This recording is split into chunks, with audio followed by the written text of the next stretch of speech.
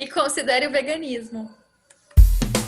Baseado em neuras reais. Hello Brasil, hello neuróticas! Começa mais um episódio do Baseado em Neuras Reais. Como ouvimos mais uma vez nessa vinheta maravilhosa feita pelos parceiros da CIG Audio Pro. E hoje vamos para o nosso encontro semanalmente neurótico e neuroticamente semanal com um tema muito interessante e que vai ser muito legal trazer aqui, conversar sobre, que é o veganismo. Eu sou Gabriel Lujan e comigo estão elas, Mariana Monte. Oi, gente! Giovana Gabriel. Oi, oi! E sim, hoje temos um momento inédito, porque temos nossa primeira convidada, nossa amiga do coração, a qual já citamos e lembramos e colocamos em várias historinhas, Pamela Bianchi. Oi, gente! Obrigada pelo convite. Estou muito feliz de estar aqui com vocês para poder falar mais e para poder falar mais com vocês, falar mais sobre veganismo e falar mais com vocês. Mas acho que antes de falar da minha história com o veganismo, eu queria explicar um pouco quais são esses conceitos, né? Que pela Sociedade Vegetariana Brasileira, que eu acho que é um referencial interessante para nós, define o veganismo de algumas formas. Veganismo não, né? O vegetarianismo de algumas formas.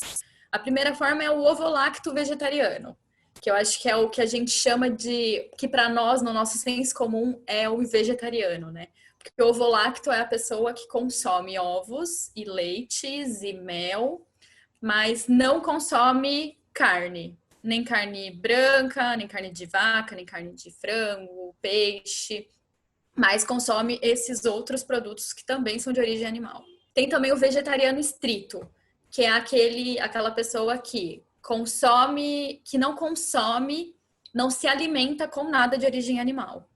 Não se alimenta nem com ovo, nem com leite e derivados, e nem com carnes, né? Variados tipos de carnes. E tem o veganismo, que aí tem uma definição de veganismo que é da Vegan Society, que é uma sociedade da Inglaterra, que ela define o veganismo como um modo de viver ou um estilo de vida, eu acho que cabe mais para falar de estilo de vida, que busca excluir, na medida do possível e do praticável, todas as formas de exploração e crueldade contra os animais. Isso seja na alimentação, no vestuário ou em outras esferas do consumo. Por muito tempo eu usei essa definição, eu achei que essa definição cabia para mim. Com o ingresso, acho que o estudo a mais, né, mais aprofundado nesse movimento, eu tenho seguido um outro tipo de definição, que é a definição que vai pensar no veganismo enquanto um ato político, que vai pensar no veganismo como uma forma de, no possível e no praticável, que eu acho que esse é um adendo que é bom, todas as formas de exploração animal, que vai diminuir e que vai boicotar todas as formas de exploração animal, para além do consumo. E é por isso que é um movimento que abarca e avança, que ele intersecciona outros tipos de luta, né? Contra a exploração das mulheres, contra a exploração das minorias, enfim. A primeira vez que eu parei de comer uma carne em específico, eu era criança, eu tinha mais ou menos uns 5 anos. Foi um episódio em específico. Minha família é toda de origem rural, meus avós sempre moraram em sítios. E quando eu tinha por volta de 5 ou 6 anos, eu ouvi matar um porco. E aí eu lembro dos gritos e lembro de sair da casa depois e olhar aquele animal, o corpo daquele animal em cima de uma mesa, todo aberto, ensanguentado. Então essa imagem me chocou muito e por toda a minha vida após isso, eu dizia que eu não gostava de carne de porco, porque eu me recusava a comer aquele animal que eu tinha visto aberto, que eu tinha ouvido o grito daquele animal. Mas eu relaciono o porco porque eu tenho... porque eu acho que por ouvir o grito do porco, a gente sente mais a dor e o desespero que ele sentiu. Porque, fazendo contraponto, eu vi matar frango a minha vida toda. Meu pai tinha granjas. Meu pai criava criava frangos para o abate. E eu não sentia essa mesma compaixão que eu senti pelo porco. O frango não gritava. O frango era um animal que ele não era parecido com os animais que eu convivia. Então eu não fazia essa relação. Eu comia frango normalmente. Então não é uma relação tão natural que a gente faça. Mas enfim, acho que esse é um primeiro evento que me despertou um pouco essa questão da compaixão. Sempre tive vontade de parar, ouvir as discussões sobre o movimento dos animais, a crueldade animal, e achava que podia ser algo para eu fazer mais para frente na minha vida. Assim. Quando eu tinha uns 25 anos, eu passei por um momento de repensar meus valores, repensar as minhas questões de vida. Então, de mudar um pouco os meus hábitos, meu estilo de vida. Aí eu fiz uma viagem com uma amiga que era vegetariana, né? E você acompanhando o dia a dia de alguém que não come carne, eu vi que era possível, né? Acompanhar esse movimento em uma viagem, acompanhar que o dia a dia dela era possível sem carne, me acendeu essa luz, assim, essa chama de, olha, talvez seja possível e talvez esse seja o momento de eu abraçar essa ideia. Aí eu fiz um mochilão com o Gabriel, logo nessa mesma época, e após o mochilão eu voltei decidida, era início de ano, então novas metas para o ano, eu voltei decidida a parar de comer carne. E nesse movimento, uma amiga que morava comigo também decidiu parar. Eu decidi parar, acho que por uma mistura de pontos, né? Eu costumo dizer, né, o movimento do veganismo costuma dizer que existem algumas portas que levam as pessoas para o veganismo. Né? A compaixão pelos animais, a saúde, o movimento em prol do meio ambiente, são vários pontos que nos levam para o veganismo e para o vegetarianismo, de uma forma geral. Eu acho que tinha uma mistura de tudo. Eu também queria me testar, eu queria olhar meu corpo e perceber como o meu corpo ficava sem carne. E essa minha amiga, ela tinha uma série de dores crônicas. E quando ela parou de comer carne, as dores diminuíram muito, né? A qualidade de vida dela melhorou muito. E ver isso de perto também me tocou, assim. Então, eu fui diminuindo o consumo progressivamente, eu não parei de uma vez. Eu parei carne vermelha e frango de uma vez, né? De um dia por outro eu parei. Mas o peixe eu ainda comi por algum tempo. Depois eu fui entendendo melhor, fui conhecendo mais receitas, fui colocando na minha rotina outros tipos de alimentos. Mas nesse momento eu tinha 25 anos, isso faz quase 6 anos. Nesse momento eu achava que o veganismo era um exagero e que eu nunca seria vegana na minha vida. Eu não achava que era necessário. Eu achava que eu já fazia muito, deixando de comer carne. Já tô abrindo mão da carne, eu já tô fazendo muito pelos animais. Quantos animais eu já não tô economizando nessa minha ausência de consumo? E aí, progressivamente, eu também parei o peixe, que era uma meta. Fiquei nesse movimento, por 2 anos. 2 anos introduzindo outros alimentos, porque acho que isso que foi interessante nessa entrada do movimento. É comer outros tipos de comida, comer grãos variados, aprender receitas diferentes, coisas que eu não tinha contato. Esse contato com o vegetarianismo e acho que aprender também a entrar mais no mundo das redes sociais foi muito positivo, porque eu fui entendendo outras vertentes desse movimento. Então, fui entendendo que a raiz do veganismo, por que as pessoas se tornavam veganas, e entendendo que não comer carne não era suficiente para eu combater aquela exploração animal que eu queria combater. Fui entendendo que a indústria do leite, a indústria do ovo, era muito mais cruel com os animais do que a da carne, que eu imaginava que eu já estava fazendo muito por ela. E que o tipo de exploração que as vacas e as galinhas sentiam e passavam era longitudinalmente muito mais cruel, né? Porque elas ficavam muito mais tempo nessa situação de exploração. Depois de 2 anos como ovo-lacto vegetariana, eu ainda não era vegetariana estrita, eu me mudei para Santos. E aí, na mudança para Santos, o João, meu namorado, também se tornou ovo-lacto vegetariano. Então, a gente foi viver juntos na mesma casa e ele também parou de consumir animais, né, carnes de animais. juntos a gente foi entendendo e estudando mais. Então a gente foi assistindo mais documentários, que isso é um ponto interessante. Eu fui lendo mais livros que falavam disso. E a gente começou a reduzir o nosso consumo de outros produtos de origem animal. Tanto no nível da higiene, quanto no nível da limpeza, né? De produtos de limpeza. E a gente também foi reduzindo o nosso consumo de leite de ovo.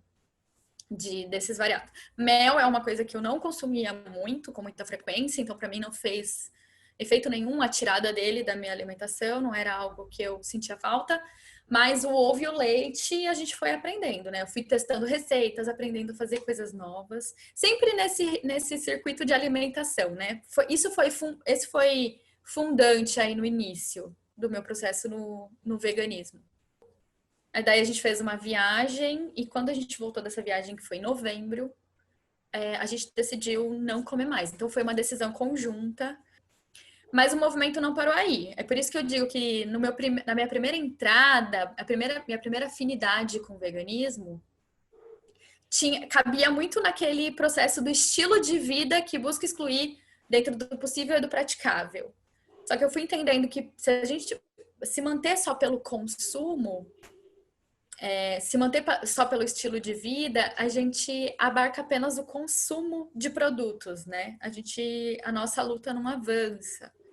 Então, outras reflexões foram sendo colocadas nesse momento, mas eu completo 3 anos, né? Como vegana, como vegetariana estrita, porque eu não consumo como alimentos nenhum produto de origem animal, mas também não consumo nenhum outro produto que seja produzido com insumos, secreções e partes de corpos de animais.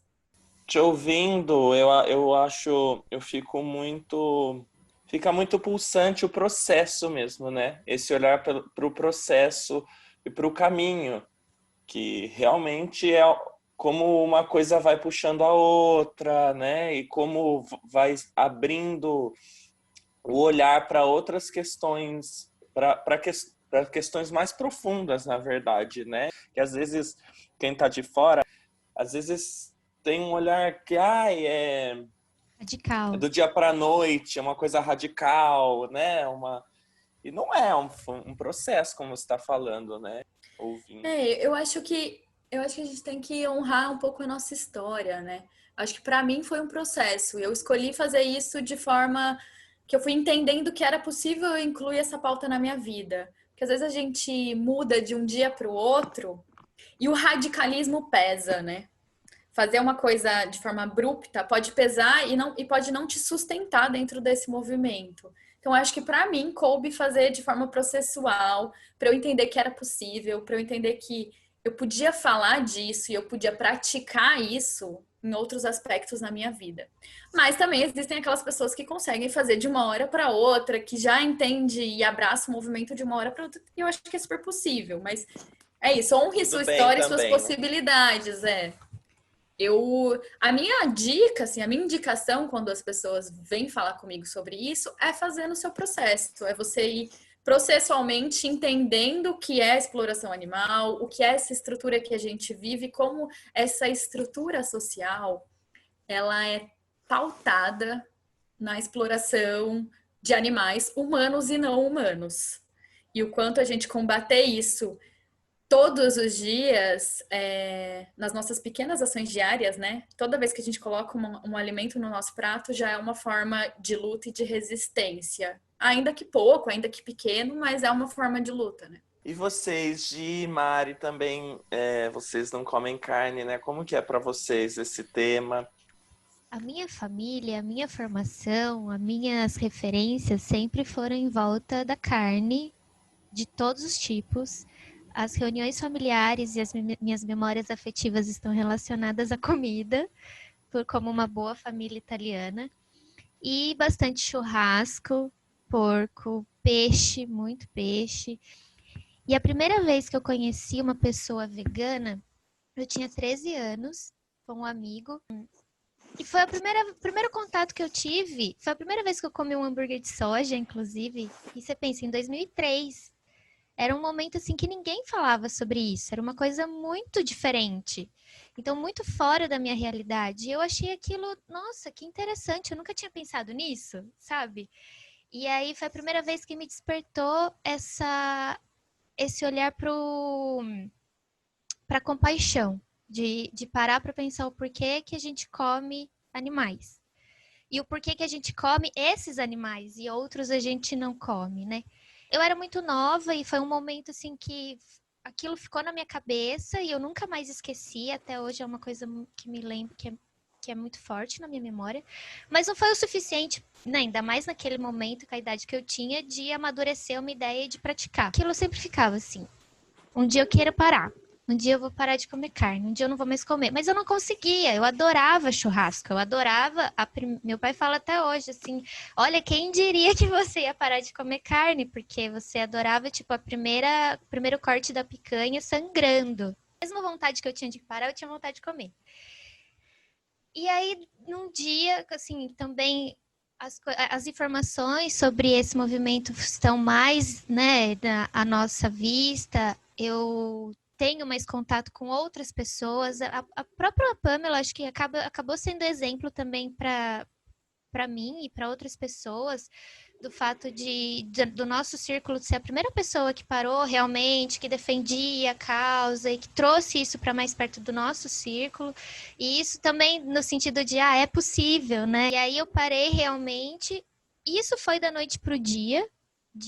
Mas foi um processo desde lá de trás me despertou. E aquilo ficou na minha cabeça, mas eu nunca tive a decisão realmente de mudar. E quando eu decidi, foi da noite pro dia, mas uma coisa que eu não sei explicar, porque eu parei de ter vontade. E faz 3 anos que eu não como carne. Foi algo que mudou uma chavinha, simplesmente. E aí eu tô nesse mesmo processo com a questão do queijo. Porque o leite, eu já nunca gostei muito de tomar leite.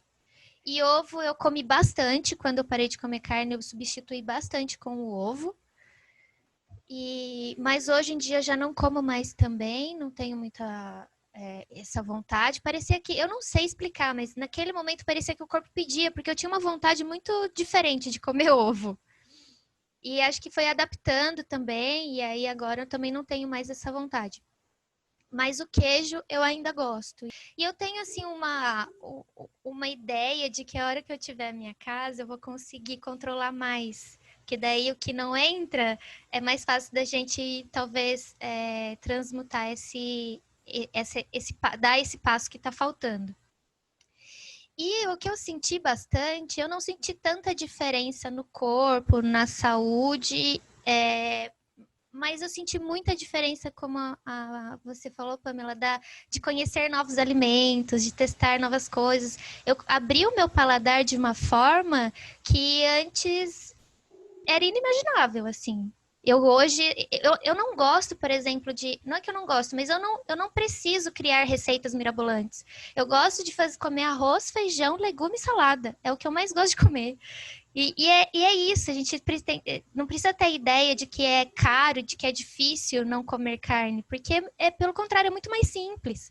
As coisas estão muito mais na nossa mão, né? É realmente o fato da gente criar uma relação diferente, conhecer e se abrir para outros alimentos.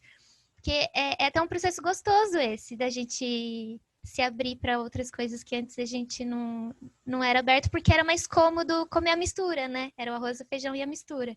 E quando eu tirei a mistura, eu tive o que eu vou comer então? E aí eu fui conhecer outros alimentos que eu antes não dava chance, e eu descobri que eu gostava, né? Não houve essa substituição, foi só uma coisa que eu descobri para além.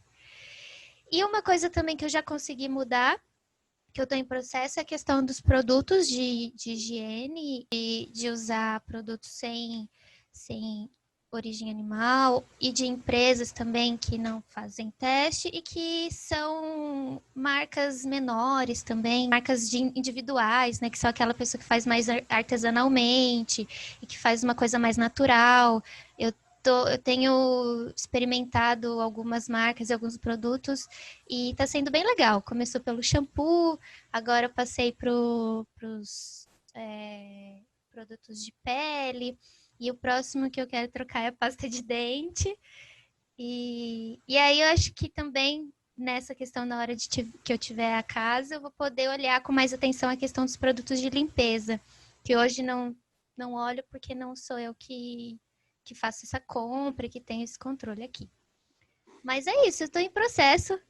E eu vejo que até então, só pela alimentação, não só pela compaixão, porque isso também é muito forte, mas eu tinha essa visão de que, para mim, assim, não fazia muito sentido eu não comer a carne por compaixão e comer o queijo, justamente porque eu tinha também essa visão de que a vaca, ela é muito mais explorada e ela sofre muito mais no processo do leite do que o boi e a agropecuária em si.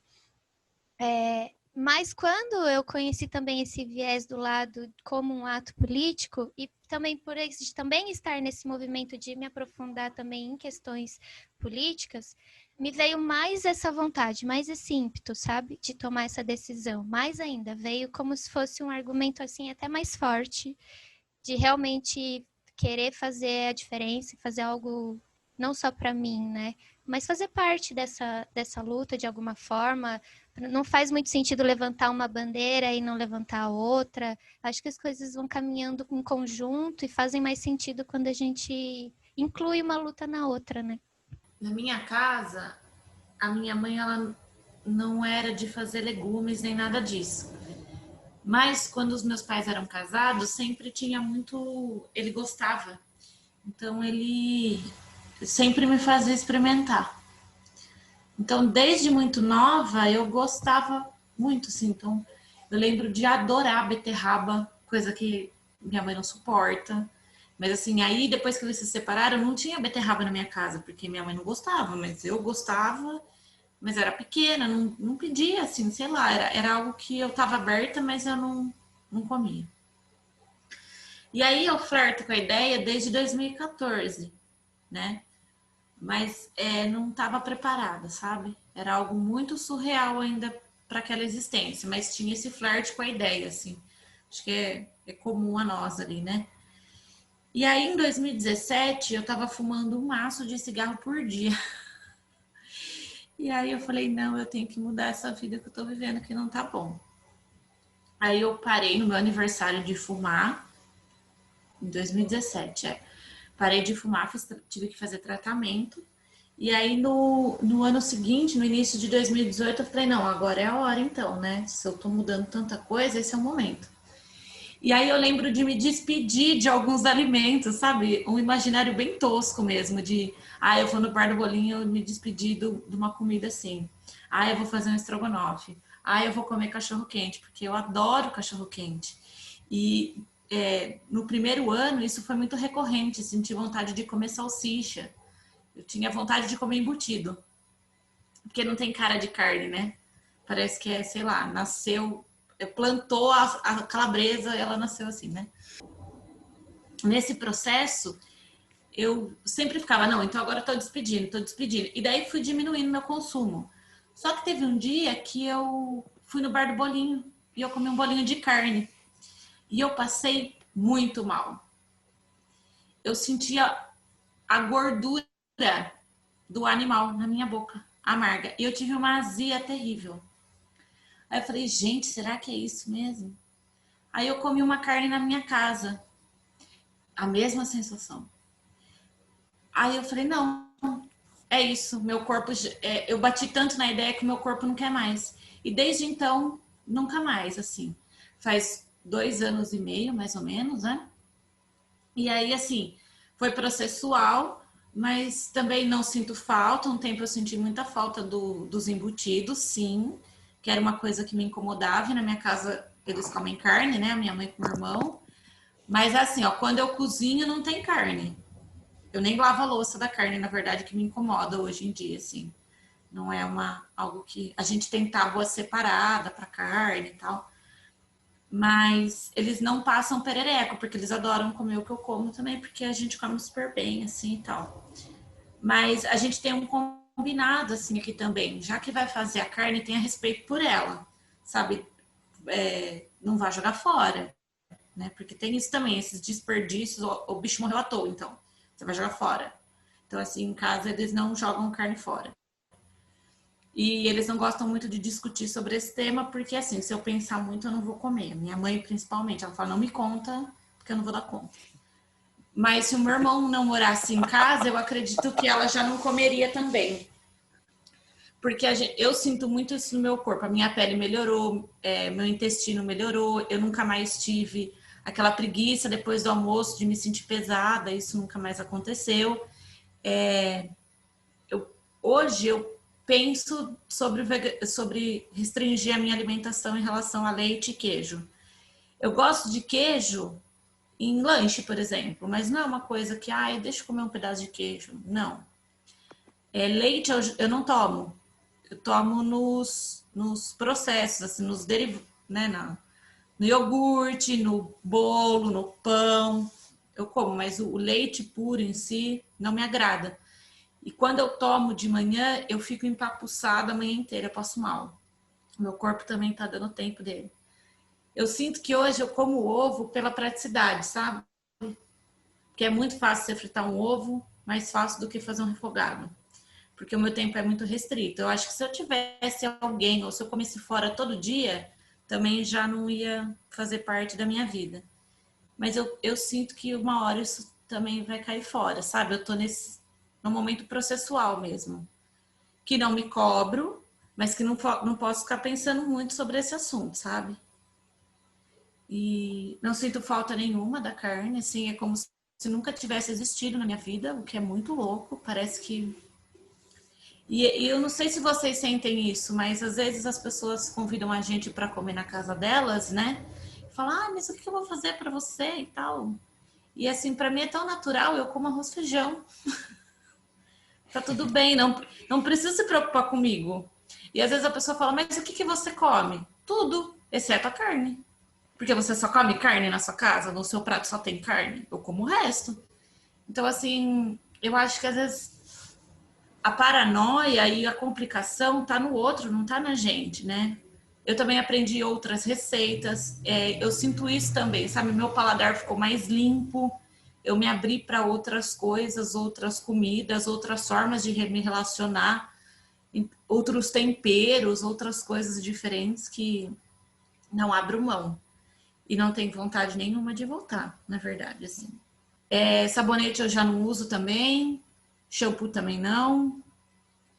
O que que é caro também é mentira, porque meu shampoo e meu condicionador custa R$12,90, os dois juntos. E tudo que eu posso evitar, eu evito, mas eu não tô nesse patamar da Pamela, quem dera um dia, né? Mas estamos no processo aí, caminhando. Acho que é Bom, isso. falando em patamar, você que come uma carniga, está ouvindo? Vem comigo nessa, senta no banquinho, porque eu sou aqui o carnívoro do grupo. Eu ainda como carne. E, assim, para mim, ainda é um processo que eu vejo, assim, longe, assim, ainda não consigo ver próximo essa parar de comer carne, mas também não é mais tão longe como era antes, porque já é algo que eu, até trocando com vocês, enfim, já estou exercendo meu olhar para isso, porque realmente eu comecei a entender que a nossa alimentação, a forma como a gente se relaciona com isso também é um ato político mesmo, né? E eu acho que para mim isso é o que mais me puxa, assim, o olhar para isso, nesse momento, que eu tive um processo estou num processo de me politizar, de olhar, né, para as questões sociais, e é isso, uma causa puxa a outra mesmo, como a Gi falou, né? E não basta. E isso está me fazendo, está me trazendo realmente um olhar, né? Eu estou num processo de tentar diminuir, mas eu ainda como bastante carne, e eu aprendo demais ouvindo vocês, assim, e é muito... Eu acho que o brasileiro em si, né, vou falar brasileiro porque é o nosso contexto, a gente tem uma relação realmente muito assim com a carne, né, cultural, no prato de comida tem que ter a carne. Eu venho de uma família que sempre teve que ter a carne, era igual da Gi, de ter que ter o porco no final do ano, enfim, tudo isso. E a cultura do churrascão. E é isso, eu tô exercendo meu olhar. Hoje eu tô num cantinho assim de realmente aprender ainda mais, ouvindo. Isso já é uma questão que a gente sempre traz, eu sempre escuto de vocês e que isso me ajuda demais, né? Ter o exemplo de pessoas do nosso lado que mostram a possibilidade disso e o reflexo positivo disso na vida, dessa escolha. E se você está ouvindo e come carne, vamos ouvir, porque eu acho que é muito importante a gente exercitar a nossa escuta, né? Para além das coisas que a gente acredita ou que acreditam por nós, acho que é a forma como a gente se coloca no mundo, né? Eu tô muito... tá muito latente isso. Quem eu sou no mundo e como é o mundo para além de mim. Então, isso me abriu realmente essa porta para o olhar para o consumo da carne. E daí eu queria trazer esse ponto sobre essas portas de entrada e como se manter com essa postura, essa luta. Eu acho que é legal a gente pensar, acho que cada um pensar, o porquê eu não comeria carne. O que na minha vida hoje faria com que eu parasse esse consumo? Acho que falar só do produto carne, né? Da alimentação carne. Por que eu pararia? Eu acho que a minha entrada foi uma mistura de vários pontos. Mas as pesquisas aí sobre veganismo e vegetarianismo sempre apontam alguns, né? Eles são sempre comuns. Um é pelos animais, né? Até nos slogans que falam sobre o veganismo, sempre tem a postura de parar de comer carne pelos animais. Então, para você diminuir essa indústria que cria animais, explora e mata animais para um consumo humano, que sempre coloca o humano como o ser dominante dessa relação.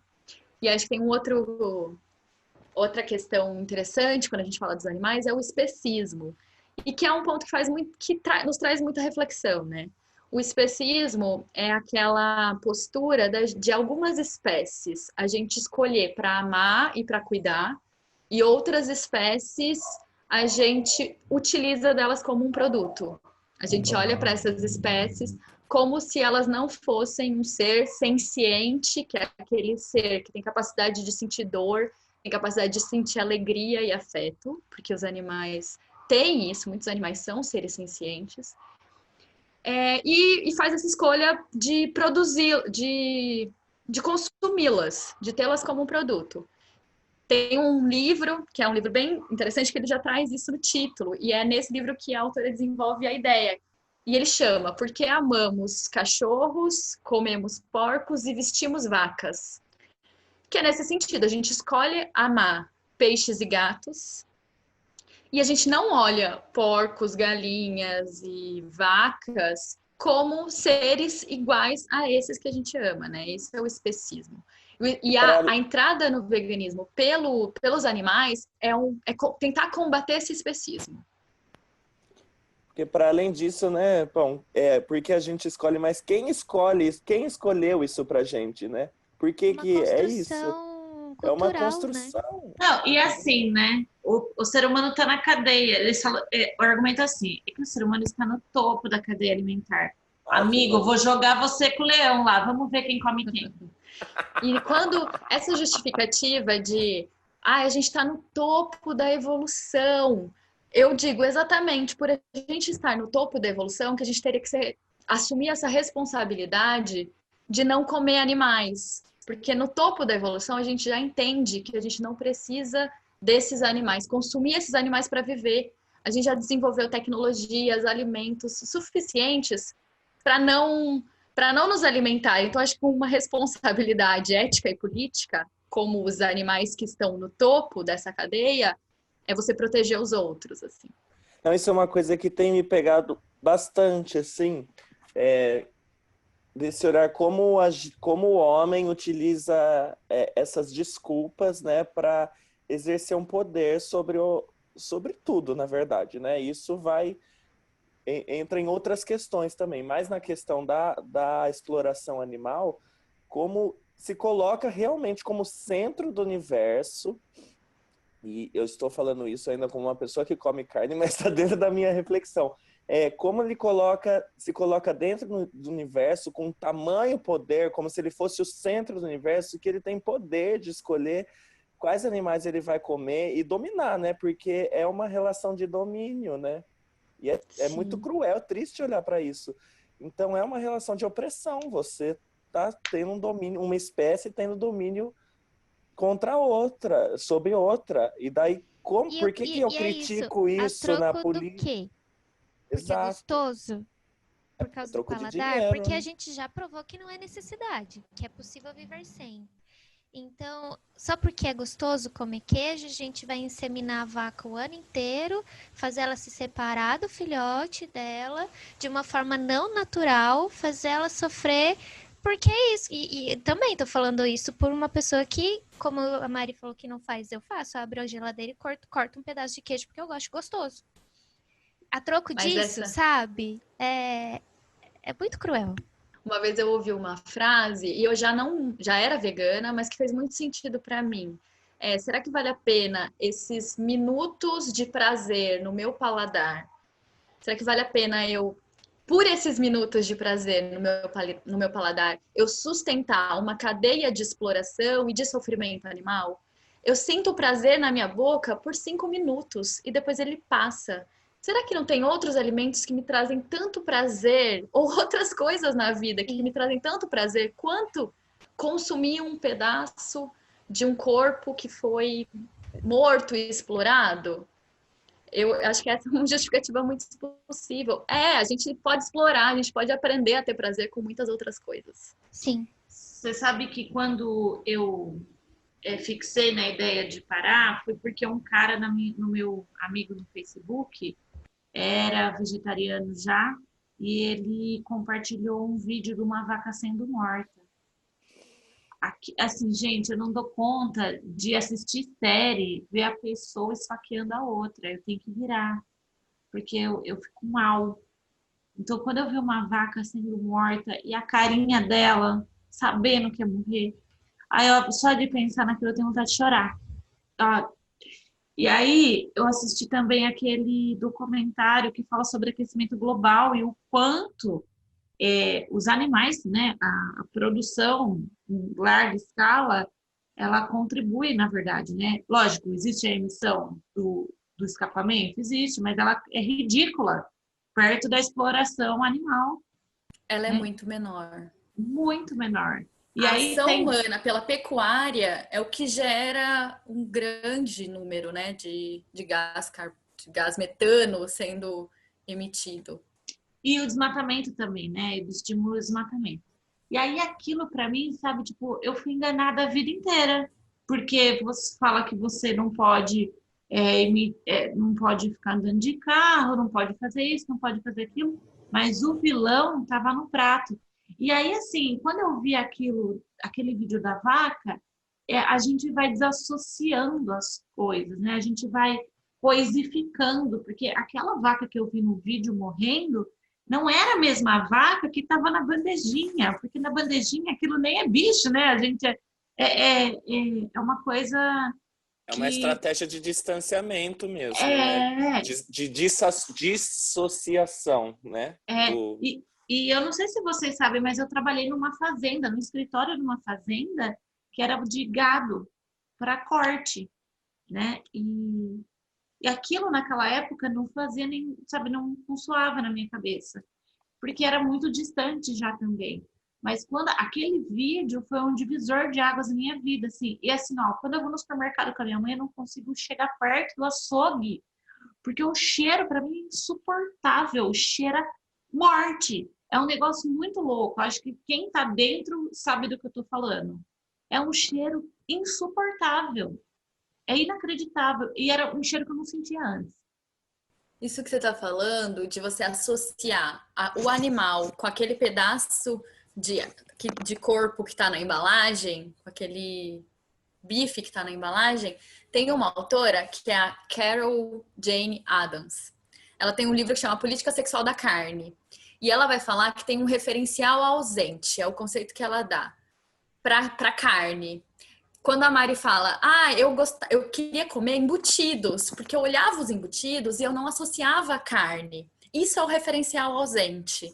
A gente, né, a indústria mata o animal e despedaça o animal. Aqueles pequenos pedaços não nos associa, não faz com que a gente associe ao animal inteiro. Eu olho o pedaço de bife e eu não consigo visualizar um boi inteiro naquele bife. E isso incentiva o nosso consumo, isso mantém o nosso consumo, porque de fato aquilo é um pedaço de carne, é um pedaço amorfo, né? Aquilo não tem vida, aquilo não tem uma história quando você olha para aquilo. Esse é o referencial ausente, ainda mais quando é processado. Quando que eu vou associar um pedaço de salsicha ou um presunto com um animal que viveu no pasto, que comeu aquele tipo de alimento, teve uma vida, enfim, a gente não associa.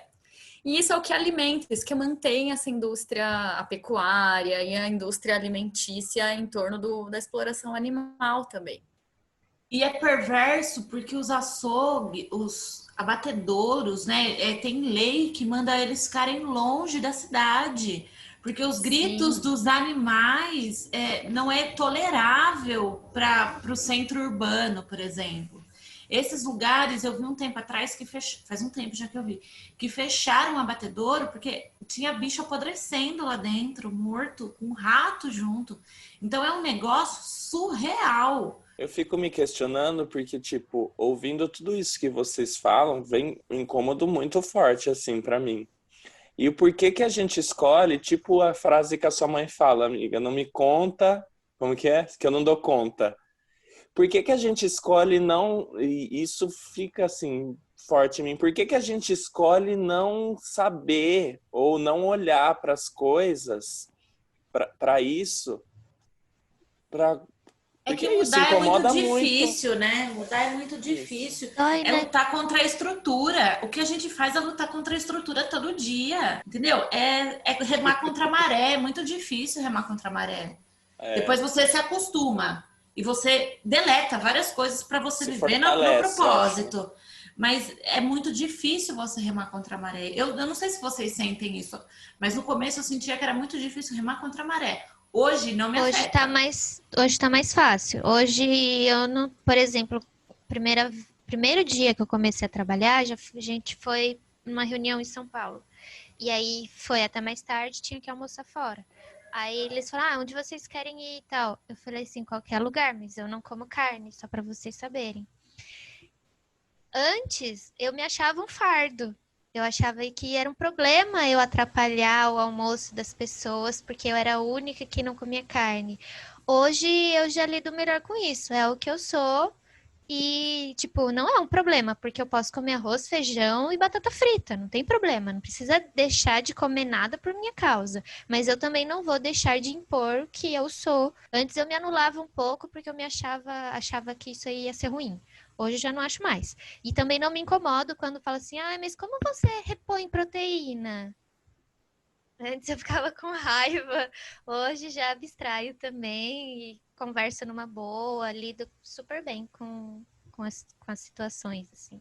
Cena em Friends, eu tava reassistindo um tempo atrás com minha mãe, que a Phoebe vai conhecer a família do A família do noivo, né? namorado E aí, quando eu assisti a primeira vez, eu comia carne, então eu não achei engraçado, mas assim, achei, nossa, deve ser difícil, né? Porque a família serve para ela uma bisteca, uma vitela, eu acho que é, né? é Eu não lembro. vitela, que é o filhote, né? Uma Carne de vitela. vitela. E aí ela ficou assim, enojadíssima, ela passou mal. E a primeira vez que eu assisti não fazia muito sentido. A segunda vez que eu assisti, eu quase vomitei com ela. Foi muito louco. Porque é isso, né? Esse relacionamento acaba sendo diferente. Não tem como a gente falar, ai, tudo bem, eu vou comer agora, viu, gente? Porque senão eu vou nesse restaurante, não vai ter. Não, eu vou vomitar. Porque o sabor daquilo, o significado daquilo é outro. Eu tenho certeza que se eu sentar comer um bife agora, ele não vai ter o mesmo sabor do bife de anos atrás, sabe? Eu não sei se vocês pensam sobre esse assunto assim, mas como a gente janta todos juntos, então tem carne ao redor, né? Assim, e eu olho para aquilo para mim não significa comida. Eu tenho isso também. Sim, isso sim.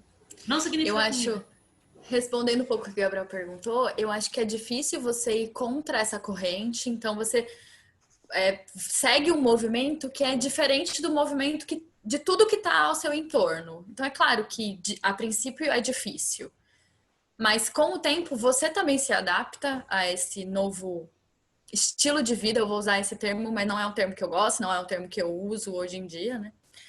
Mas você se adapta a isso e se encontra nesse processo de mudança, né?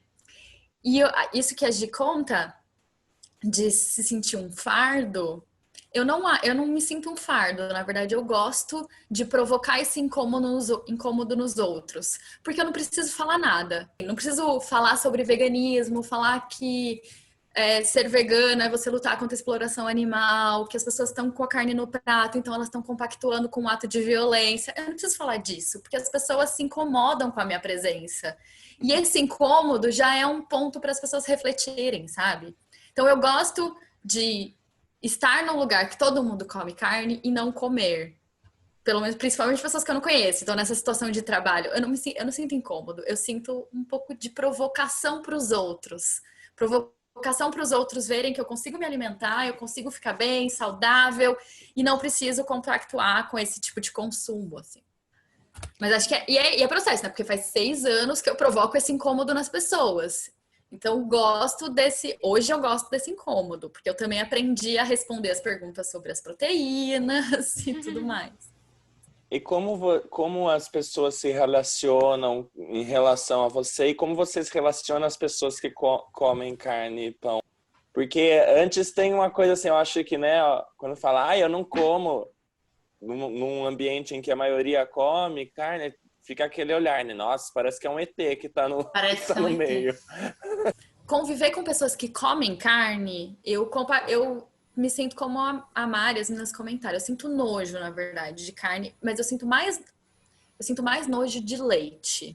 Leite é um produto, hoje em dia, que eu tenho mais nojo quando eu vejo, porque me remete a essa indústria do leite.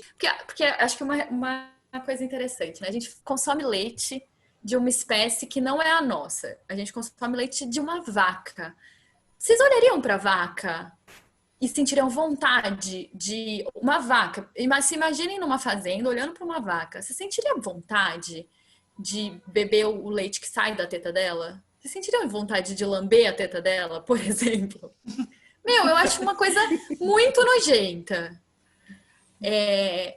Eu olho para uma mulher que é uma pessoa da minha espécie. A minha mãe teve a minha irmã, eu já tinha 11 anos. Eu olhava a minha mãe amamentando a minha irmã e eu tinha nojo de pensar que ela estava bebendo o leite que saía da minha mãe. Minha mãe ofereceu o leite dela para mim e eu senti nojo.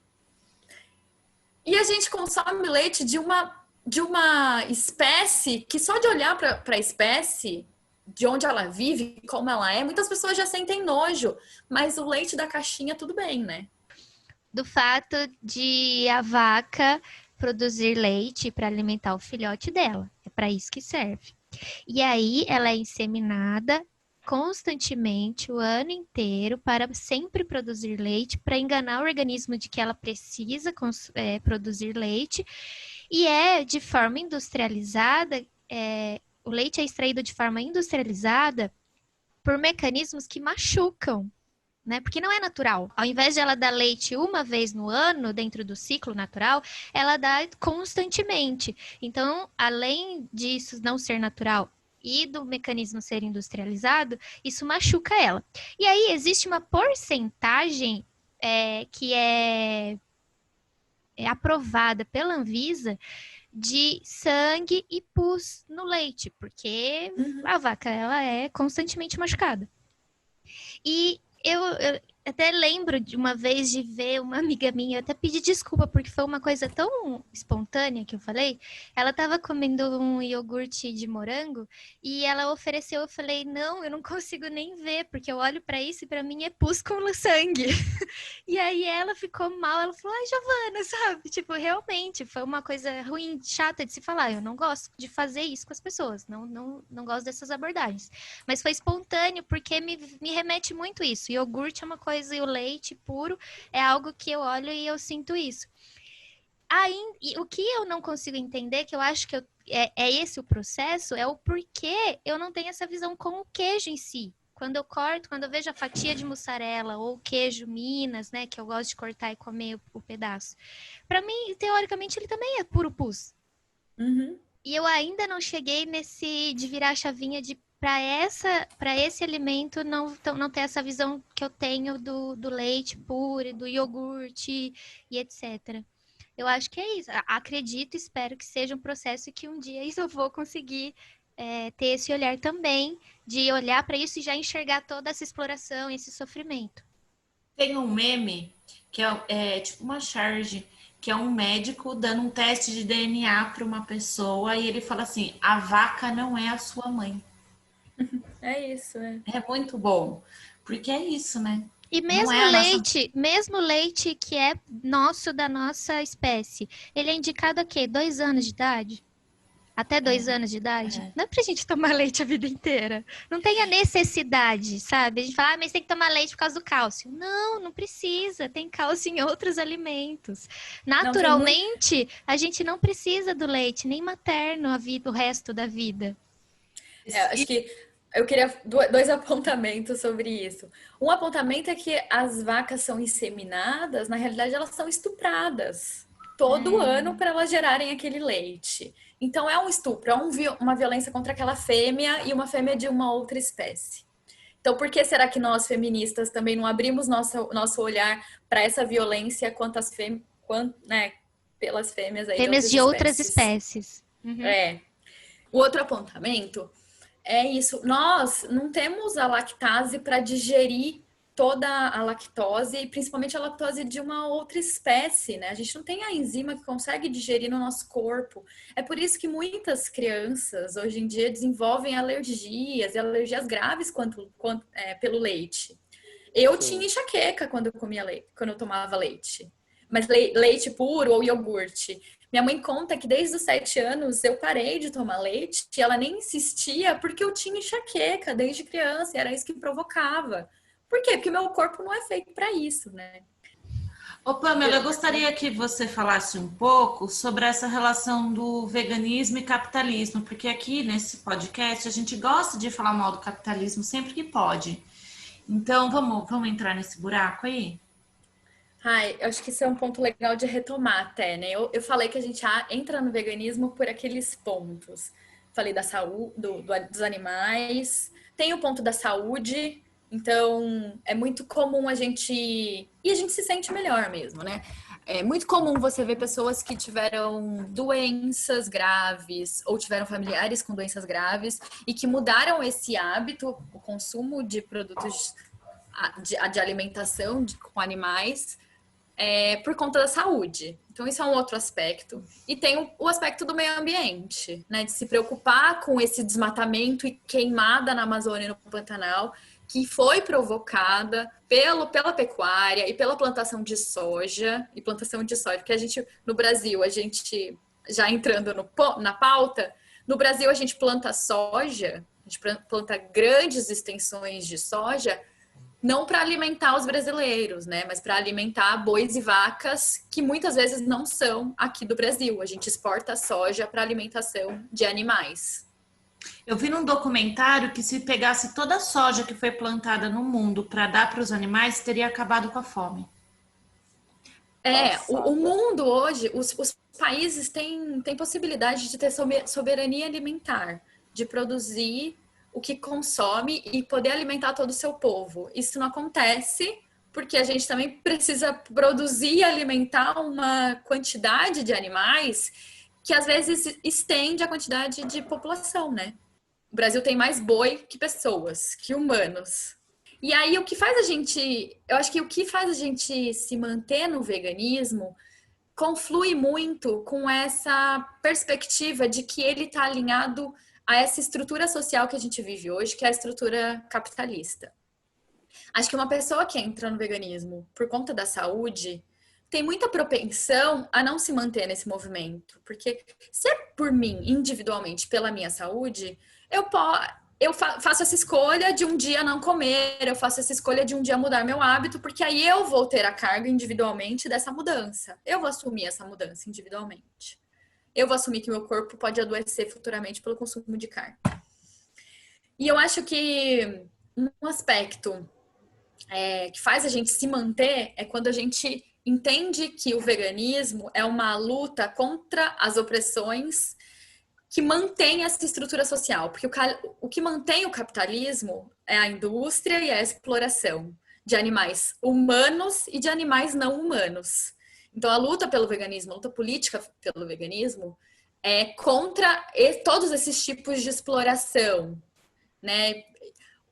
A pecuária e a indústria de produtos de origem animal exploram, né, de forma tão grande também as pessoas humanas que trabalham nela. Então, acho que fazer essa aliança, entender o veganismo como um ato político e ético, faz com que a gente se mantenha nesse lugar. E aí, de uma certa forma, o capitalismo agora também está se aproveitando do alcance maior que o veganismo está tendo para tirar a sua vantagem também. Então, quando a gente fala que uma indústria como a Seara ou a Sadia começa a produzir hambúrguer de soja ou hambúrguer vegano, para o veganismo isso também já não faz sentido, né? Porque aí é isso. Se a gente olha o veganismo como um estilo de vida, o que é um estilo de vida no sistema capitalista? Ele é muito aliançado ao consumo. A gente pauta o nosso estilo de vida pelo consumo. E eu acho que até nas nossas falas, a gente foi trazendo um pouco isso, porque a gente também está imerso nesse sistema. Então, eu fui falando, eu parei de consumir alimento, depois eu parei de consumir produto de higiene, depois eu parei de consumir produto de limpeza, que eram de origem animal. Porque a gente entra na pauta, a gente entende a pauta individualmente pelo consumo, que é o que a gente se ensina nessa sociedade que pauta o consumo. Então, eu acho que é isso. O grande risco do veganismo, quanto estilo de vida, é reduzir ele ao consumo. E com as redes sociais, com as veganas, blogueiras, elas incentivam muito o consumo, né? Então, muitas pessoas olham as prateleiras dos supermercados com muitos produtos e ficam tentadas a consumir esses muitos produtos. E a indústria foca justamente nisso. Se o consumo de produtos veganos tem aumentado, eu vou também mergulhar nesse consumo. Se as pessoas estão querendo mais comer hambúrguer de soja, por que não, Seara, fazer também hambúrgueres de soja? Porque se é também pautado. não ganhar aqui, né? Exatamente. Porque eu também não vou ganhar esse mercado. Eu acho que assim, para quem está ouvindo e que não é do movimento, acho que precisa fazer apenas uma diferenciação. A gente está imerso no capitalismo e não vai ter jeito. Só que de que empresa a gente está consumindo? De uma bonitinha que é verdinha desde sempre, que se preocupa com a causa, ou da Seara que mata animais loucamente e daí, por achar que faz hambúrguer, ela tem propriedade de fazer um hambúrguer vegetal. Eu acho que esse é o grande lance diferenciado, né? De quem eu vou ter que consumir. De quem que eu vou consumir, então? Porque não faz sentido, né? Eu não sou vegana, mas a crítica na minha cabeça é o seguinte: não faz sentido você consumir da Seara, que é uma empresa que está ganhando dinheiro com a exploração animal. Exatamente. Acho que esse é o ponto também, né? Essa relação do veganismo e do capitalismo hoje. O capitalismo tem cooptado o movimento vegano pelo consumo e por pautar esse estilo de vida natural, saudável, sustentável. Se a gente vai pela linha do capitalismo, que é pela linha desse estilo de consumo mais Eles têm um nome para isso, né? É o dinheiro verde, né? Tem dinheiro verde e também tem veg wash, né? Que é que as empresas abarcam esse movimento para vender, para fazer produto, para fazer marketing. É o mesmo muita caso cara do de Pink pau. Money, né? No caso É. do movimento LGBT. É muita cara de pau a indústria da carne fazer produto dessa forma. Mas é uma cara de pau sem limite. Aí tem sempre que ponderar. Por um lado, é ótimo ter produtos Sim. vegetarianos, produtos ovolactos no mercado. É ótimo, porque as pessoas também vão compreendendo que é possível que é possível acessar o veganismo de forma mais barata. Porque acho que também tem uma vinculação do veganismo com uma coisa de ser cara. Né? Eu não posso ser vegana porque é muito caro as coisas. Sim, é muito caro os industrializados. O mercado vegano ainda é pequeno. Essas indústrias que são pequenas e que são veganas vão ter que elevar o valor de mercado para se sustentar. Então, por um lado é isso. Por um lado... ontem foi o Dia Mundial do Veganismo, né? E foi lançado um documentário dos irmãos que têm um Instagram Vegano Periférico. E ele fala justamente isso, ele fala assim, nós já nos acostumamos a ver as coisas de forma industrializada, né? A gente já virou uma chavinha que tudo a gente pensa no industrializado. Então, quando você pensa em não comer carne, você já associa a produtos também industrializados. E aí é claro que vai ser mais caro. Ou as marcas menores que por terem menos clientes, menos mão de obra, matéria-prima mais rara e vão ter uma venda também menor, porque o produto é mais artesanal, naturalmente também vai ser um pouco mais caro. Necessariamente consumir esses produtos, era o que a gente estava falando, e o que eles fazem muito bem também no perfil deles, de mostrar como pode ser simples, né? Por um lado é bom ter mais produtos. Eu não acho de todo ruim. Eu acho que é importante as pessoas entenderem que é possível e praticável diminuir o consumo de produtos de origem animal e ter produtos nas prateleiras que elas frequentam diariamente, sabe? Você ir no supermercado que você está acostumado e lá você encontrar produtos que você tem curiosidade de consumir num preço acessível para consumir. Eu acho que isso é um ponto positivo. Mas eu acho que não é isso que mantém as pessoas no veganismo, né? Eu acho que se você entra no veganismo pelas portas, que não é pela causa ética e política do movimento, é muito fácil você também ser cooptado ou por outros estilos de vida que também são pautados como saudáveis, como sustentáveis, ou por num momento da vida de dificuldade por tempo ou financeira, você também migrar para outro, voltar ao estilo de vida anterior, às relações anteriores que você tinha. Então, eu acho que é legal você conhecer outros produtos acessíveis, mas também mergulhar na proposta do que é o veganismo. Mergulhar nessa ideia de que é uma luta contra as opressões, de que é isso que vai poder ter esse movimento de resistência todo dia no seu prato, sabe?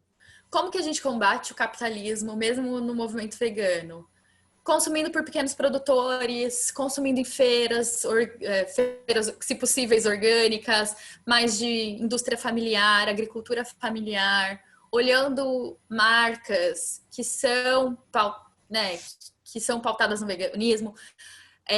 A gente olha muito esses selos cruelty free, né, sem crueldade. E é sempre bom a gente perguntar sem crueldade para quem? Porque tem muita indústria aí, sei lá, de cosméticos que se pauta sem crueldade, mas é porque ela não faz teste e nem usa produtos de origem animal, mas ela explora animais humanos de outras formas, né? A exploração na indústria contra os humanos continuam. Então, é legal a gente pensar o que a gente consome, porque nosso consumo é também uma forma de investimento, né? A gente está bancando aquela indústria a se manter daquela forma. Não adianta você não explorar o animal, mas utilizar a mão de obra escrava, né? Pelo amor de Deus. Exatamente. Né? Pesquisem que indústrias vocês consomem, leiam rótulos. Acho que uma prática que eu adquiri é sempre ler rótulo. E não é um problema, eu leio o rótulo e depois vou entendendo quais marcas também não usam nada. Mas se perguntem, né, de onde que vem aquele produto que eu estou consumindo. Porque o nosso maior poder de barganha contra o capitalismo é boicotá-lo no consumo. O veganismo envolve criou-se bastante tabus, eu creio, né, em torno do veganismo e que chegam pra gente de uma maneira geral.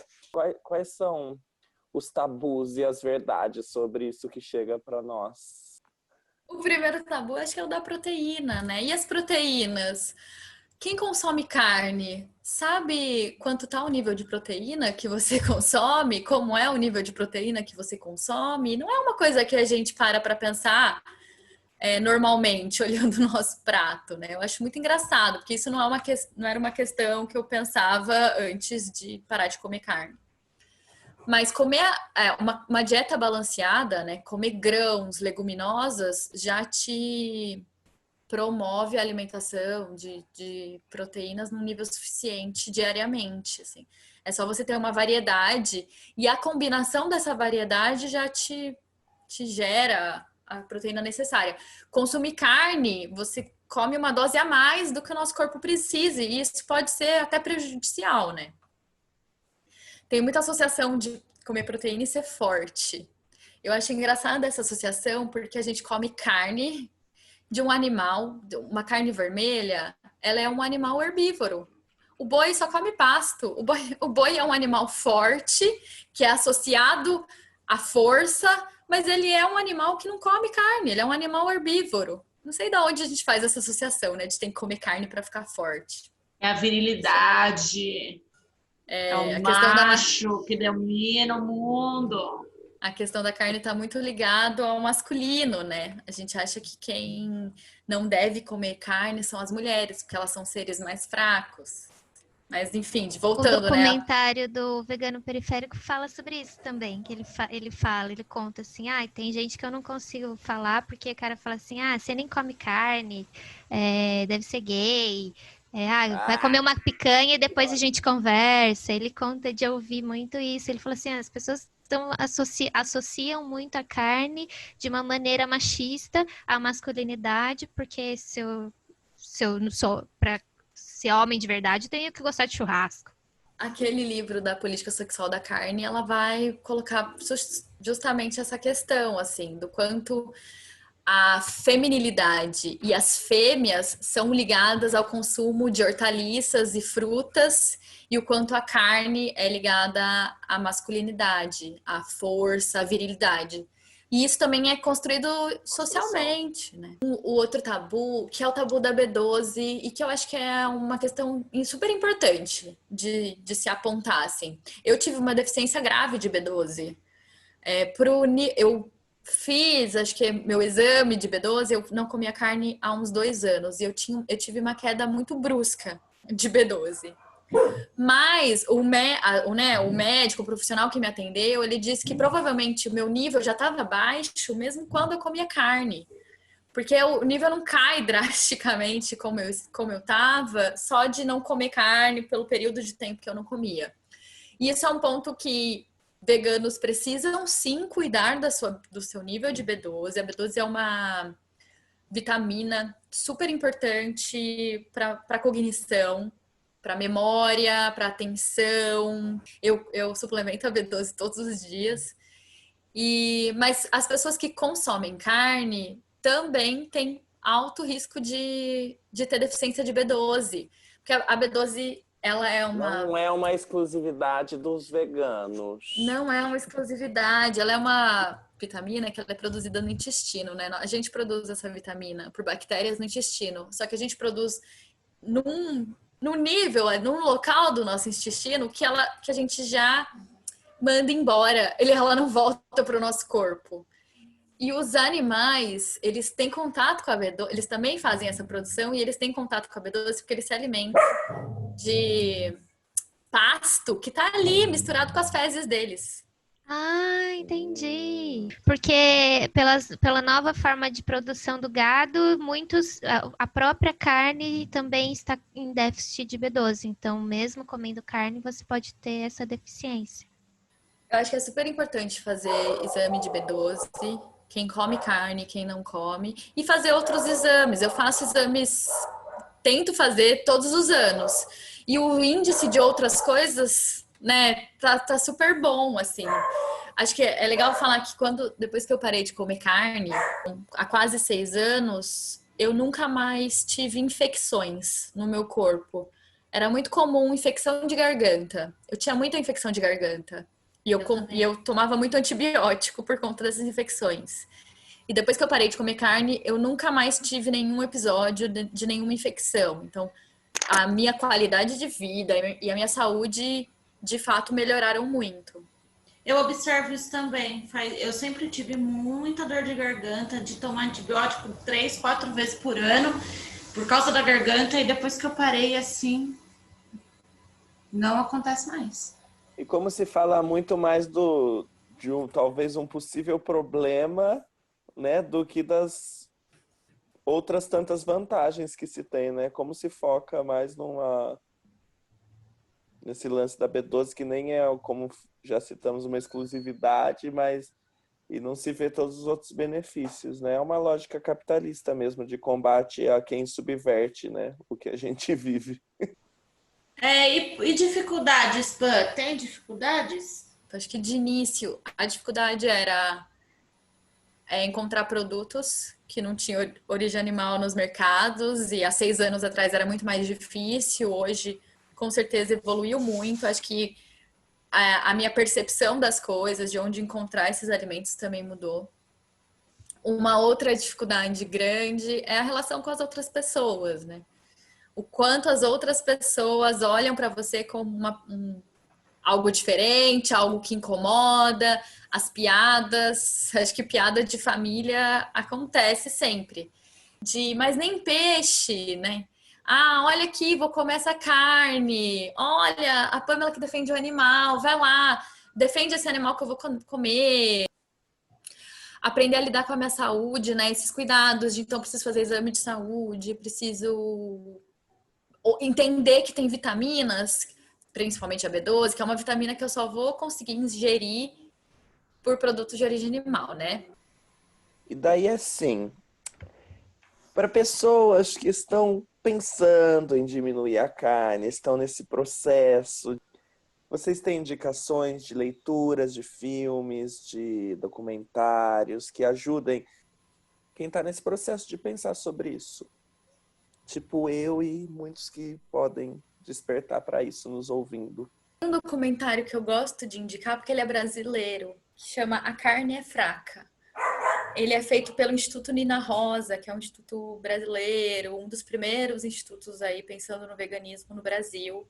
Tem um documentário que chama Terráqueos, é o nome, Terráqueos, que vai discutir justamente isso. Somos muitas espécies vivendo nessa terra. Somos só nós, os terráqueos? Somos só nós, os humanos, os terráqueos? Por que não, né, os outros animais também serem donos dessa terra? Tem o Cowspiracy. Ótimo, maravilhoso. Um que fala mais no nível da saúde, que é o What the Health. E esse que eu comentei, que foi lançado ontem, é bem interessante, do vegano periférico. Tá no canal Tá da no Mídia YouTube Ninja, da né? Mídia Ninja, isso. Legal. Indicando podcast, um que eu gosto muito de ouvir é o Outras Mamas, que é um podcast vegano, feminista, anticapitalista. E elas falam, os primeiros episódios desse podcast é todo falando de um livro, que é o Política Sexual da Carne. Tem um outro livro que eu falei também, que é o Por que Amamos Cachorros, Comemos Porcos e Amamos Vacas. Vestimos, legal né? para pensar. Vestimos Vacas, que é legal para a gente pensar o especismo. Então, porque eu cuido e amo e trato um animal como da minha família, e outros eu olho como um produto. No meu pratinho. Um livro de alimentação que é legal é uma alimentação sem carne. Para quem quero ser vegano, mas eu não sei como cuidar dos meus alimentos, eu não sei como combinar esses alimentos de uma forma nutritiva para que eu continue saudável, para que eu melhore minha saúde. Esse livro é bem legal, ele é muito claro, ele vai explicar a função da proteína, a função dessas vitaminas no nosso corpo, por que a gente precisa combinar, o que cada alimento tem, a porcentagem, né, de vitaminas e proteínas que cada alimento tem, para a gente conseguir fazer uma dieta mais variada. E perfis, assim, que dá pra gente seguir? Acho que um outro blog que eu não posso deixar de indicar é o da Sandra Guimarães, que é o Papacapim. É um blog, ela escreve, o blog caiu de uso hoje em dia, mas ela escreve ainda no blog. E o perfil dela no Instagram chama Sandra Guimarães, ela que fala desse veganismo político, que faz essa defesa.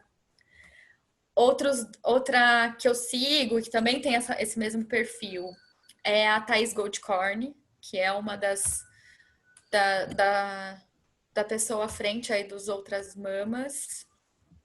O vegano periférico também é interessante, porque ele Eu gosto. vai falar desse veganismo possível na periferia, de que a gente come de forma vegana todo dia. Arroz, feijão é vegano, batata é vegano. Eu gosto da Mocinha, porque ela tem muita receita. Para quem acha que é impossível comer doce. Sabe um que eu gosto também? Vegana Raiz, que ela é de Campinas. Ela posta cada receitinha fofolete. Acho que um outro perfil, um perfil interessante para a gente pensar a interseccionalidade, né, do veganismo com as outras lutas, com o racismo, com a luta de classes, é a Nathalie Neri. Ela é uma vegana, ela é negra, ela pauta outros movimentos, ela é feminista, então ela pauta outros movimentos também dentro do veganismo. Assim, acho que ela é um perfil legal para indicar. E um outro de receita, né? Eu tô falando coisas de receita, né, gente?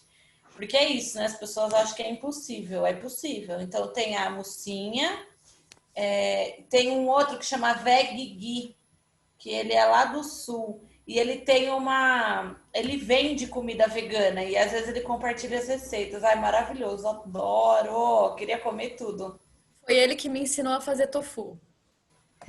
Meu cachorro, inclusive, foi homenageado com esse feito. É verdade. Bom, é isso. Estamos chegando no finalzinho desse podcast que trouxe muitas reflexões. Estou saindo muito contente, vou jantar e vou tirar foto do meu pratinho bem bonitinho para vocês, sem carne, prometo. E assim, a gente não tá aqui para cagar regra, viu, gente? A gente tá falando das nossas experiências. É uma neura que a gente já conversa, só que agora ela se transformou em áudio. Então, assim, agradecemos todos que chegaram até aqui. Agradeço a Pamela maravilhosa por ter aceitado o nosso convite. Pela amizade que tem conosco também, que é muito importante. Adoro. E queria agradecer quem chegou até aqui. Se vocês gostaram, curte a gente lá no Facebook, baseado em Neuras Reais. Segue a gente no Instagram, @neurasreais. Um beijo e até semana que vem. E um queijo despeçam, meus vegano. amigos. Baseado em neuras reais.